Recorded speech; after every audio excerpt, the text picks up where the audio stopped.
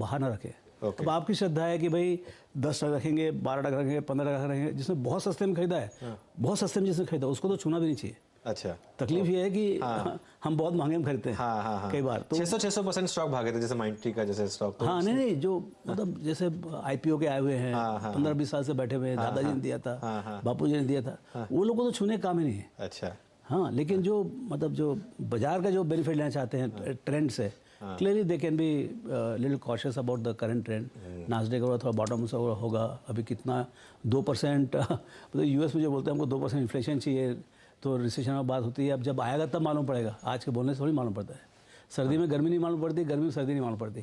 तो वो जो इफेक्ट है 2% इन्फ्लेशन का, वो बहुत दुखदाई होगा। ओके, हाँ, बहुत दुखदाई होगा। और कैसे मार पड़ेगा, किसको मार पड़ेगा, कितना अर्निंग्स चला जाएगा, FIs का क्या बिहेवियर रहेगा, हमारा साइकोलॉजिकल बिहेवियर क्या रहेगा, ये सब का पिक्चर बनाना बहुत डिफिकल्ट है। So you have to be cautious. ठीक है।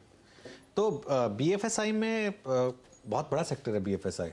तो उसमें आपको लग रहा है कि सेकुलर एक अपॉर्चुनिटी है, या जैसे कॉर्पोरेट बैंक्स पे फोकस करें, जैसे ICICI बैंक, आप मुझ पर आप स्टॉक स्पेसिफिक बात नहीं करेंगे, लेकिन जैसे ICICI बैंक, SBI जैसे स्टॉक्स ने लीड किया है, HDFC और कोटक ने थोड़ा अंडर परफॉर्म किया है, जो थोड़े पहले आउट परफॉर्म कर रहे थे, और थोड़ी सी NBFC में मिक्स ट्रेंड रहा है, बजाज फाइनेंस एक अलग लेवल पे आउट परफॉर्म कर रहा है, गोल्ड फाइनेंस स्टॉक्स ऑलमोस्ट लो पे चल रहे हैं। तो उसमें कैसे, या तो कोई फंड के थ्रू इन्वेस्ट करें, या कैसे मतलब इसमें इन्वेस्ट करें फिर? भाई देखिए, स्टॉक सिलेक्शन में आप जा रहे हैं तो फिर हर बैंक का अपना डायनेमिज्म है कि भाई लीडरशिप किधर खड़ी है। हर कंपनी में क्या हो रहा है कि जो लीडरशिप जो है, and what is the outlook for the continuity of the current leadership, ये बहुत ज़्यादा प्ले कर रहे हैं in the forward PE multiples. आपको तो 24-25 के सबका मल्टीपल्स चाहिए, उसमें ऊंचा और उससे भी ऊंचा मल्टीपल हो, उसके लिए they want the continuation of the current strength of the leadership and even better leadership in the future. So उसके कारण से आपका जो अर्निंग्स तो सब में आएगा, आप अर्निंग्स की बात छोड़ दीजिए, because it is a lenders market. I am telling you, ये जो 8-10 साल में जो 2008 के बाद जितनी तकलीफ हुई बैंक्स को, उन्हें ऐसे ऐसे क्लॉज में लिखवा लिए हैं कि बारोअर्स का कोई पावर ही नहीं। आप यदि बारो किए बैंक से और डिफ़ॉल्ट हुए तो you are in the hands of lender.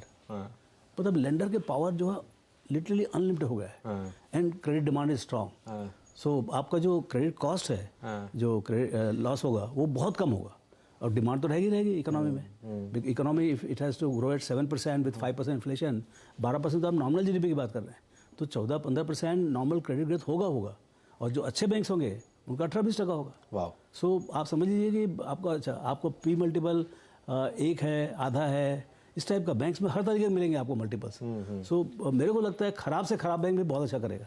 खराब से खराब भी अच्छा करेगा, लेकिन जो अच्छे हो तो बहुत अच्छा करेंगे। अच्छे तो खैर तो लीड करेंगे ना पूरा। हाँ, ठीक है, चलिए ये तो बात हो गई। अच्छा, एक इस समय जो फोकस में सबसे ज़्यादा चल रहा है रामदेव जी, वो है सीमेंट। और सबको लग रहा है कि कहीं हमने मिस तो नहीं कर दी बस, और ऑब्वियसली उसका ट्रिगर हम सब जानते हैं। लेकिन आपने ये सब साइकिल्स देखी हैं, तो कैसे आप अप्रोच करेंगे इसको? क्या एडवाइस होगी इन्वेस्टर्स के लिए? देखिए, अब क्या है, मैं तो खाली फोकस रहता है अर्निंग्स ग्रोथ के ऊपर। और मैं अपने खुद के रिसर्च के जो एग्री आता है, उस पर जाके अभी सबको आज दिन भर आज उनका ही प्रेजेंटेशन होगा। तो क्या है, I try to figure out, then will go and meet the company कि भाई जो बोल रहे हैं एनालिस्ट लोग, उसमें कितनी सच्चाई है। फिर बात होती है।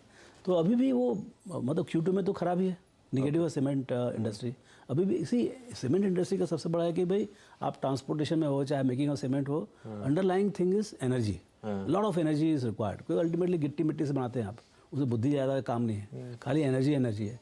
अब एनर्जी इज $300-350 का कोल में क्या सीमेंट बनाएंगे आप? और आपका सीमेंट का दाम तो इतना नहीं है कि भाई आप 400 वाला 800 में बिक रहा है, ऐसा तो बात है नहीं। भाई 400 का 425 करना भी बहुत मुश्किल है। So pricing power is limited and cost is heightened, I would से।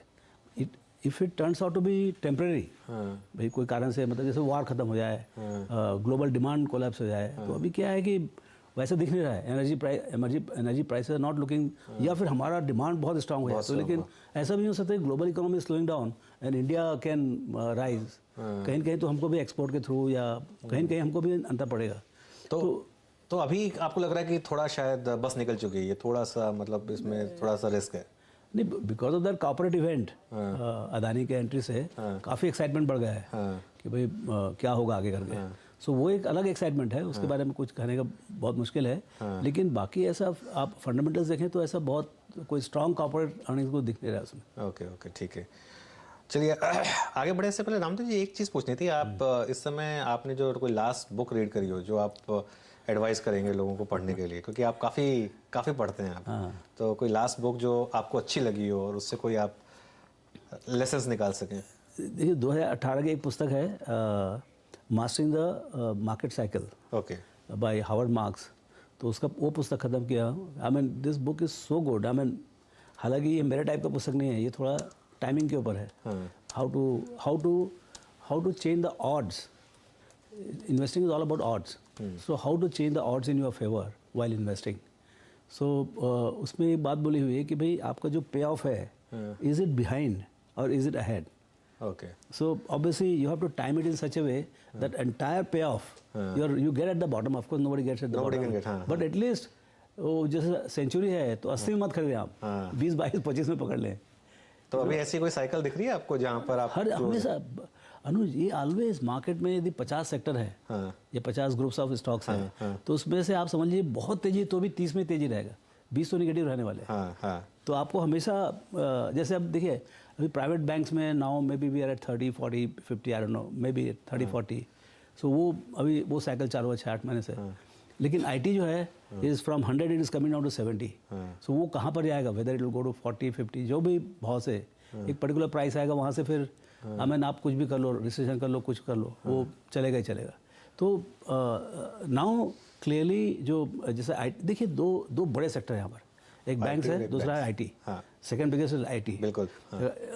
मैं वेट्स के हिसाब से बात नहीं कर रहा हूँ, मेरे को उतना अंदाज नहीं है वेट्स का। नहीं आप बैंक का 35% है, आईटी का करीब 20% के करीब। हाँ, तो आपका जो प्रॉफिट्स है वो 27-28% है, but it is not as good quality of profit and free cash flow of banking is literally zero. Okay, ये जो 24% प्रॉफिट है आईटी का, उसमें almost 20-22% is free cash flow. तो real cash flow, free cash flow, growing free cash flow, high quality free cash flow is IT.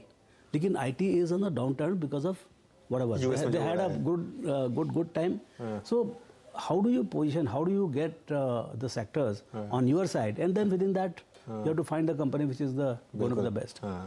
ठीक है, तो IT में रामदेव जी ने 2-3 बार हिंट दिए हैं कि देखिए ठीक है थोड़ा बहुत उतार चढ़ाव चलता रहेगा, लेकिन आप कंपनियों का ट्रैक रिकॉर्ड देखिए और किस लेवल पे इन्होंने कंपाउंडिंग की है और कहाँ लेंगे ये आपका कॉल है। लेकिन हर चीज़ सीधा एक लाइन में नीचे नहीं जाएगी और काफ़ी नीचे आ चुके हैं, तो शायद थोड़ी अपॉर्चुनिटी बैंक्स में काफ़ी पॉजिटिव है। एक और थीम जो निकल कर आ रही है रामदेव जी, वो है मैन्युफैक्चरिंग, कि पिछले 10 साल में कुछ नहीं हुआ है, आप मैन्युफैक्चरिंग पे बस फोकस करिए। आप अग्री करते हैं उससे? मैन्युफैक्चरिंग में अपॉर्चुनिटीज आएंगे क्लियरली। मैन्युफैक्चरिंग में अपॉर्चुनिटी जो अभी जो दिख रही है वो एक्सपोर्ट ओरिएंटेड अपॉर्चुनिटी की बात हो रही है। एडिशनल मतलब जो आपको डोमेस्टिक था उसके ऊपर से एक मतलब PLI स्कीम के अंडर में आपको एक्स्ट्रा ग्रोथ मिल सकता है because of manufacturing. So you have to be मतलब गवर्नमेंट का फोकस बहुत ज़्यादा है कि मैन्युफैक्चरिंग को हम कैसे आगे बढ़ाएं ताकि जॉब्स क्रिएट हो, ताकि इकोनॉमी में जो GDP में 15-17% रह गया है, how do we push it to 20-25%, वो एक काम चालू है। तो उसमें अब जैसे मैन्युफैक्चरिंग में आप देखें even I don't know whether defence could be called manufacturing, you know. तो उस तरफ जो है मतलब मेरे को लगता है ज़्यादा क्या है, देखिए मेरे को जो है अभी जो ना डोमेस्टिक डिमांड के ऊपर ज़्यादा भरोसा है देन एक्सटर्नल डिमांड। और external demand also comes at a cost at times. If they are not booming, then they are willing to pay very little. When they are booming, they are willing to pay significant premium to domestic. So right now, my most premium sector and customers are sitting in India. What they would, so I would like to have much more predominant share of consumption or revenue coming from India because that is predictable. Future express में आप सभी का स्वागत है।